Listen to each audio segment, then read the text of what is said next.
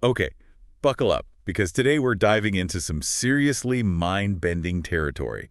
We're talking about the rainbow body, a concept that sounds like something straight out of a fantasy novel, but is actually deeply rooted in Tibetan Buddhism. It really is a fascinating blend of, like you said, almost fantastical ideas with these ancient traditions and accounts of really, really extraordinary human potential. Yeah, and it's one thing to talk about enlightenment, which is a huge concept on its own, right? But then to layer on this idea that someone's physical body could transform, leaving behind only things like hair and nails, it's kind of hard to wrap your head around. It really is. And we're not just talking about hypotheticals here. No, We're looking into accounts, alleged real-world events that are connected to this idea. right. And to get into it, we need to go straight to the source, which in this case is Dzogchen. Often it's translated as great perfection, and it's considered the highest path to enlightenment in Tibetan Buddhism. Okay, so we're in the world of Tibetan Buddhism, specifically the Nyingma tradition. hmm And then within that, there's this even more, I guess you could say, focused path, hmm which is Dzogchen. Yeah, a path within a path. Exactly. And the destination, so to Mhm. speak, Yeah. this rainbow body. Okay, I am intrigued. Let's talk specifics. When we say rainbow body, what exactly are we talking about? Paint a picture for me. Okay, so picture this. You have a highly advanced spiritual practitioner, and they are at the moment of death. But instead of their body, naturally decaying, it undergoes this intense, incredible transformation, dissolving into pure light. Yeah. And what's left behind are just these tiny traces, like you said, hair and nails. That's the essence of the rainbow body. So it's not just about the physical body ceasing to be, it's literally undergoing a complete transformation. Yeah, like an energy shift. Yeah, exactly, like a fundamental shift at the core. Exactly. And in Tibetan Buddhism, this symbolizes complete liberation from, that cycle of birth and death, like the ultimate spiritual achievement. Mhm. But what's so interesting about this is that it's not just a symbolic concept, right? There are these accounts, these stories that have been passed down through generations of masters who are believed to have actually achieved this state. So we're talking about real people who have reportedly undergone this transformation. Are there any specific examples we can look at to make this more concrete? Yeah, definitely. One of the most well-known cases is that of Togden Ugyen Tenzin, a Tibetan master who died in 1962. And the accounts of his death are really interesting. They mention these rainbow lights appearing in the sky and this incredibly beautiful fragrance that lingered. Okay, so very specific, very sensory details, right? It's not just like he disappeared and that was it. Exactly. There were these accompanying phenomena and these signs, the lights, the fragrance, those aren't just random occurrences, right? Yeah. There's meaning attached to them. Exactly, yeah. In Tibetan Buddhist tradition, those are considered classic signs of someone who's achieved the rainbow body. Yep. It's not about disappearing, it's about this transformation, and it leaves a trace of this, extraordinary energy, I guess you could say. Okay, so Togden Ugyen Kenzen's story, and I'm assuming there are others like it, paint a pretty vivid picture.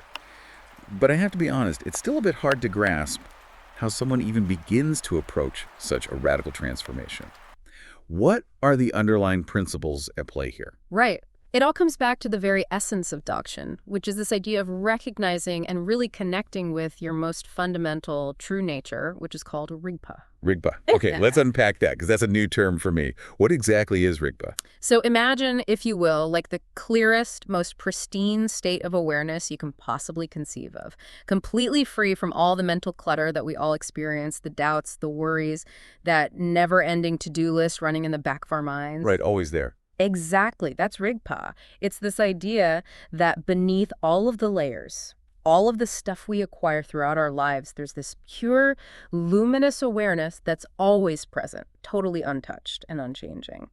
So it's not about achieving something outside of ourselves, but rather uncovering or rediscovering something that's already there within us. Yes. It's about tapping into that inherent potential. Exactly. And that's what makes Dzogchen so unique. It's not about this gradual accumulation of merit or knowledge over lifetimes and lifetimes in order to reach some distant enlightenment. It's about recognizing the inherent perfection, the Rigpa, within you right here, right now. Okay, I can see why that would be considered the great perfection then, if we're talking about something that's already inherently within us.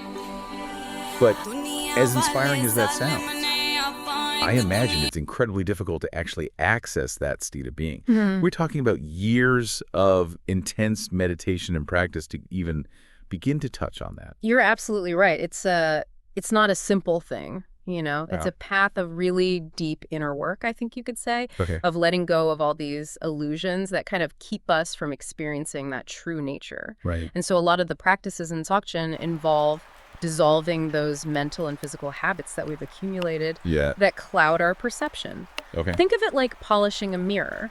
Okay. The mirror already reflects perfectly, but it's the dust and the grime that obscures that clarity. All right. So it's about quieting the mind, peeling back those layers of all the stuff we pick up along the way, Yeah. the mental clutter. And then through that process of meditation and these other practices, we start to reveal the rigpa that's underneath. Exactly. And there's this fascinating practice in Dzogchen called Togl, which translates to direct vision of reality. And it's about developing this ability to actually see through the illusion and to directly experience that inherent rigpa Hold within. on. Direct vision of reality. How does that actually work in practice? So it's said that through deep meditation, practitioners of Togl can experience these incredibly vibrant lights and forms. Okay. But here's a really important part. These visions aren't seen as something external. Oh, wow. They're seen as reflections of their own awareness, Wow. their own rigpa kind of shining through. So it's like they're not just seeing the world differently. Mhm. They're experiencing the true nature of reality, not just with their physical senses, but with their very being. Precisely. And this practice and all of the practices in Dzogchen are really geared toward one thing, shattering that illusion of a separate self Okay. and really experiencing the interconnectedness of everything. And that realization, that feeling of interconnectedness, is ultimately what leads to the potential of the rainbow body. Exactly. The rainbow body is seen as this ultimate expression of non-duality, the complete merging of wisdom and compassion. Hmm. It's about recognizing the interconnectedness of all things, not just as a concept, but like at the deepest, most fundamental level. So this isn't just about what happens after death, but this journey toward the rainbow body. How does that impact how someone actually lives their life in every single moment? It impacts every single aspect of their being, Wow. their perception, their actions, their very way of moving through the world. It's about embodying that realization of Rigpa in every single moment.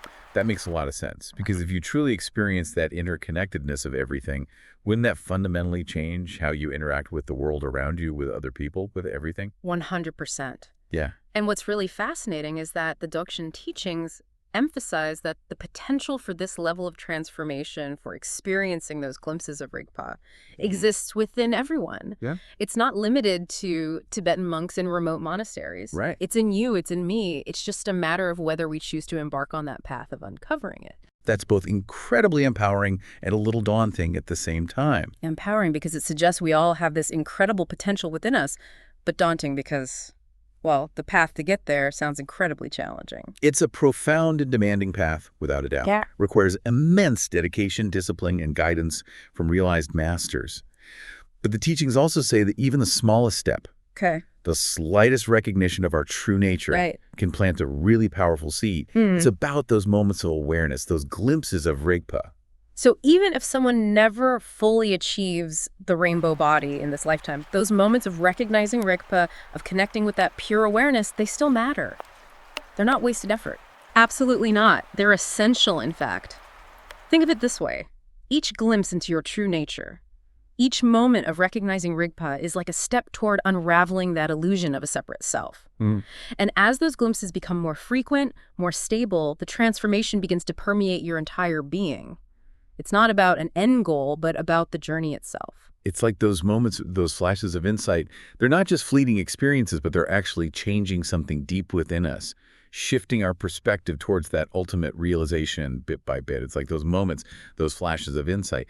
They're not just fleeting experiences, but they're actually changing something deep within us, shifting our perspective toward that ultimate realization bit by bit. Yeah, it's a gradual process of awakening. And even if the full rainbow body transformation doesn't occur in this lifetime, those glimpses, those moments of clarity, they pave the way for future realization. Think of it like, Yeah. laying down stepping stones. Yeah. Each one gets you closer, even if you can't see the entire path laid out ahead. That's a beautiful way to put it. It makes this whole concept seem less intimidating and more like something that's attainable, even if it's a gradual process. It's about recognizing that potential within each of us and how these practices, these glimpses of Rigpa, can really help us access that. Mhm. And, when you think about it now, this whole rainbow body idea, it's more than just a fantastical story. It's a Right. testament to the potential that exists within us. It really is. It's Yeah. almost like a compass, pointing towards this level of consciousness that seems almost beyond our comprehension. But yet, according to these teachings, it is within our reach. hmm It really makes you think about the limits of human potential. Yeah. And that's what's so inspiring to me is that it's not just some mystical phenomenon that happens to a select few. Right. It's a symbol of the transformative power of really awakening to that true nature. Yeah. And it's something that, according to these teachings, is available to everyone who chooses to seek it out. Absolutely. Well, on that note, I think this is a perfect place for us to wrap up this deep dive, but of course not before we leave our listeners with something to ponder. Of course. The question I'll leave you with is this. If this level of transformation, if this rainbow body is truly possible, what does that tell us about the true nature of consciousness? What are we truly capable of if we dare to explore those depths of our own being? Wow, what a question. That's something I'll be thinking about for a while. And I encourage all of our listeners to do the same. That's the beauty of these deep dives. They really challenge us to expand our understanding of what's possible, both within ourselves and the world around us. So until next time, keep exploring and keep asking those big questions.